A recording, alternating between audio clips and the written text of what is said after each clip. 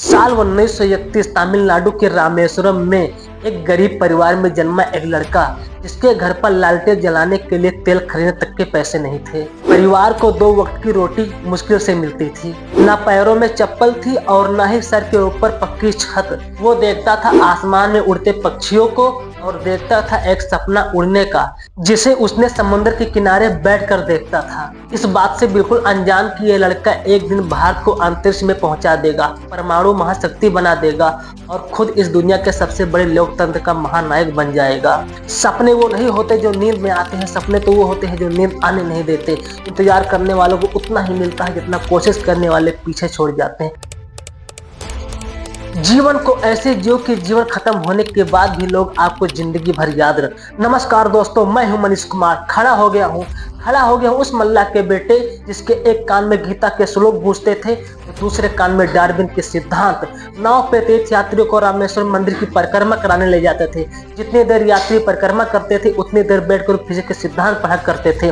बिखरे जुल्फे वाले हमारे और आपके नहीं बल्कि पूरे देश के चहेते डॉक्टर एपीजे अब्दुल कलाम की बात करूंगा। एपीजे अब्दुल कलाम, ए मतलब आबुल उनके परदादा, पी मतलब पाकिर उनके दादा, जे मतलब जलालुद्दीन उनके पिता और एपीजे अब्दुल कलाम उनके खुद का नाम। भारत के 11वें राष्ट्रपति 2002 से 2007 पीपल प्रेसिडेंट।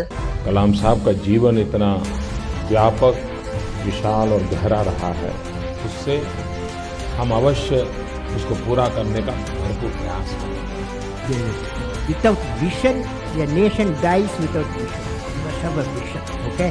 कलाम साहब का जीवन सदा सर्वदा हमें प्रेरणा देता रहेगा और हम सब। उनके पिता एक छोटी सी नाव चलाते थे जिससे मुश्किल से 2 वक्त की रोटी मिलती थी। एक छोटे से कमरे वाले घर में कलाम अपने 4 भाई बहन और माता पिता के साथ रहते थे और शाम होते ही उनके घर पर घना अंधेरा छा जाता था। बस जो हल्की सी रोशनी आती थी वो थी चांद की रोशनी और कभी कभार लालटेन जलाने के लिए तेल खरीदा जाता था, जिसका भरपूर इस्तेमाल वो रात में पढ़ाई के लिए किया करते थे। और उनके माता पिता खुद अंधेरे में बैठकर अपने बच्चों को पढ़ने के लिए लालटेन दे देते थे। बचपन से ही कलाम को सीखने में बहुत दिलचस्पी थी। जब 8 साल की उम्र में उन्हें पता चला कि उनके गांव से कई किलोमीटर दूर एक ऐसे टीचर हैं जो 5 साल के बच्चों को फ्री में गणित पढ़ाते हैं, लेकिन उनका एक नियम था कि वो सुबह 4 बजे से 5 बजे तक के बीच में सिर्फ उन बच्चों को पढ़ाएंगे जो नहा कर आएंगे। तभी 8 साल के कलाम ने ठान लिया कि वो मैथ तो सीख कर रहेंगे। ऐसे में ठंडी हो, गर्मी हो या बारिश हो, वो हर सुबह ठंडे पानी से नहाकर और तैयार होकर मास्टर जी के पास पढ़ने चले जाते थे। और बहुत जल्द वो सीखने की प्रक्रिया को मास्टर करने लगे। लेकिन वे सिर्फ पढ़ाई से संतुष्ट नहीं थे, वह परिवार की मदद करना चाहते थे। इसीलिए 10 साल की उम्र में उन्होंने पूरे गांव में अखबार बांटना शुरू कर दिया। कलाम साहब हर सुबह अपनी साइकिल पर रेलवे स्टेशन जाते, वहां से बीना मनी नाम के अखबार कलेक्ट करते और पूरे गांव के घर घर में अखबार पहुंचाते। इस दौरान भी वह चलते चलते पूरा अखबार पढ़ लेते थे। वहीं वह अपनी दोपहर मणिकर्ण की लाइब्रेरी में बिताते और ज्ञान की खोज में किताबों और पुराने अखबारों और लिटरेचर के पन्ने पलटते रहते। कलाम कहा करते थे, हमेशा बड़े सपने देखो क्योंकि छोटे सपने देखना अपराध है। समुद्र किनारे घंटों बैठकर उन्होंने आसमान में उड़ते पक्षियों को देखा और एक सपना देखा पायलट बनने का। वो कहते हैं सपने तभी सच होते हैं जब हम उन्हें देखना शुरू करते हैं। लेकिन इस सपने की राह में इतने कांटे बिछे थे कि आगे बढ़ते हुए उनके पैर ही छिल गए। इसमें सबसे बड़ा कांटा था आर्थिक तंगी। इस सपने को पूरा करने के लिए उनके परिवार ने भी हर संभव कोशिश की। 1951 में उन्हें सेंट जोसेफ कॉलेज में एडमिशन दिलाने के लिए उनकी बड़ी बहन ने अपने सोने की कंगन गिरवी रख दिए। कलाम साहब ने पूरी मेहनत से पढ़ाई की और यहाँ से फिजिक्स की डिग्री लेकर वो 1955 में Madras institute of technology IIT पहुंचे एरोस्पेस इंजीनियरिंग पढ़ने। यहाँ वो एक प्रोजेक्ट पर काम कर रहे थे, मगर समय बीतता जा रहा था और प्रोजेक्ट खत्म होने का नाम नहीं ले रहा था, जो देखकर एक बार कॉलेज के डीन काफी गुस्सा हो जाते हैं और उन्होंने गुस्से में अब्दुल कलाम जी से कहा कि अगर तुमने 3 दिन में यह प्रोजेक्ट पूरा नहीं किया तो मैं तुम्हारी स्कॉलरशिप कैंसिल कर दूंगा। जिससे वह इतना घबरा गया कि अगले 3 दिन तक न कुछ खाया, न पिया, न सोए। दिन रात उस प्रोजेक्ट पर काम किया और उसे कंप्लीट कर दिया, जो देखकर डीन काफी खुश हुए और उन्होंने कलाम से कहा कि मैं जानता था कि तुम में वो काबिलियत है, लेकिन देखना चाहता था कि तुम में मुश्किल वक्त को सहन करने की क्षमता है या नहीं। और इसी घटना से उन्होंने काफी आत्मविश्वास मिला। कहते हैं ना, जो नींद और निंदा पर विजय पा लेता है उसे सफल होने से कोई नहीं रोक सकता। लेकिन वो कहते हैं ना, सब कुछ आसानी से मिल जाए तो कोई महान न बन पाए, और उन्हें महान बनाने के लिए ही कुदरत ने उनकी राह में एक और बड़ा ट्विस्ट लाया। उन्होंने अपने सपने को पूरा करने के लिए इंडियन एयरफोर्स के एग्जाम दे दिए और इंटरव्यू देने देहरादून चले गए। लेकिन बदकिस्मती से वायुसेना में सिर्फ 8 वैकेंसी थी और कलाम साहब को 9th रैंक मिला और वह अपने पायलट बनने के सपने को हकीकत बनाने में फेल हो गए। उस वक्त वो नौजवान अपनी आंखों के सपने, हर उम्मीद को टूटते हुए देख रहा था। दुख, दर्द और पीड़ा इतनी थी कि उन्हें अपनी जान लेने तक के ख्याल आए। उस वक्त वो उत्तराखंड के एक ऋषिकेश में चले गए और एक दिन वहां गंगा किनारे टहल रहे थे। उस वक्त उनके दिमाग में नदी में कूदने के ख्याल भी चल रहे थे, मगर तभी उन पर स्वामी शिवानंद की नजर पड़ी। उन्होंने कलाम के पास आकर उनके कंधे पर हाथ रखते हुए पूछा, बेटा क्या हुआ? सुनकर कलाम की आंखें भर आई और उन्होंने स्वामी जी को पूरी बात बताई।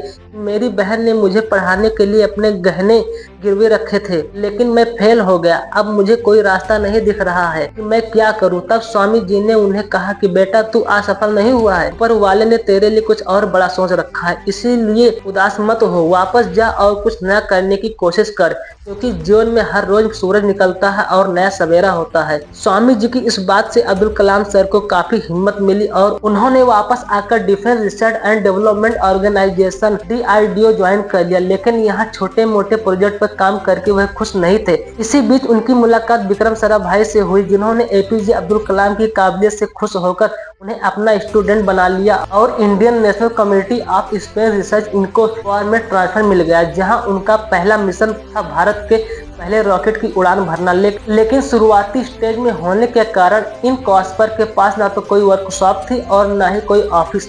हर चीज कठिन लग रही थी। इसे अंजाम देने के लिए सबसे पहले उन्हें एक जगह चाहिए थी। कलाम साहब और उनकी टीम ने हार नहीं मानी। उन्होंने केरला के थंबा गांव में एक चर्च को अपना वर्कशॉप बना लिया और वहां के फादर के घर को अपना ऑफिस। सरकार से मिले थोड़े बहुत पैसों से उन्होंने बकायदा पूरे रॉकेट को ही बना डाला। लेकिन यहाँ पर उनकी मुश्किलें खत्म नहीं हुई। तभी उन्होंने रॉकेट के पूरे पार्ट्स को डिसमेंटल किया और सभी टुकड़ों को बैलगाड़ी और साइकिल की मदद से लॉन्च पैड तक पहुँचाया गया। After months of hard work के एक्सपेरिमेंटेशन, फाइनली इन मुश्किलों के बाद 21 नवंबर 1963 को यह रॉकेट लॉन्च करके भारत ने अंतरिक्ष में अपना पहला कदम रख लिया। लेकिन क्या आप जानते हैं कि एक मिसाइल मैन जिन्होंने इस देश को उसकी असली ताकत दिखाई, उसका नाम मिसाइल मैन एक सक्सेसफुल नहीं बल्कि एक फेल प्रोजेक्ट से बड़ा था। जी हाँ, तो हुआ था कि साल 1959 में डॉक्टर APJ अब्दुल कलाम भारत के सबसे पहले सैटेलाइट लॉन्च प्रोजेक्ट। उन्होंने अपने करियर में एक भी व्हीकल ऑफ नहीं लिया, कोई छुट्टी तक नहीं मनाई और खून पसीने से SLV-3 को तैयार किया। इसी बीच उनके पिता की मौत हो गई, लेकिन वह अपने लक्ष्य से भटके नहीं। उन्होंने इस प्रोजेक्ट को अपनी निजी जिंदगी से ऊपर रखते हुए पूरा किया। लेकिन जब अगस्त 1979 में उनकी 10 साल की मेहनत की असली परीक्षा हुई, यानी कि